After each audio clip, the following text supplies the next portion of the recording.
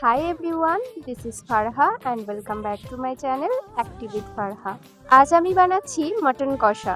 তো প্রথমে মটনের মধ্যে দই, লেবু, নুন, লঙ্কা গুঁড়ো, হলুদ গুঁড়ো, সর্ষের তেল দিয়ে খুব ভালো মতো করে ম্যারিনেট করে রেখে দেবো।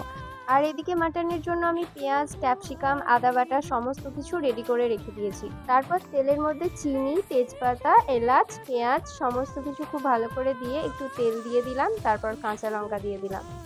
আর আমি এখানে টমেটো আর ক্যাপসিকাম দিয়ে খুব ভালো মতো করে নাড়িয়ে নেওয়ার পরে আদা রসুন বাটাটা দিয়ে দিতে হবে। তারপর মটনটা দিয়ে খুব ভালো মতো করে কষাতে হবে।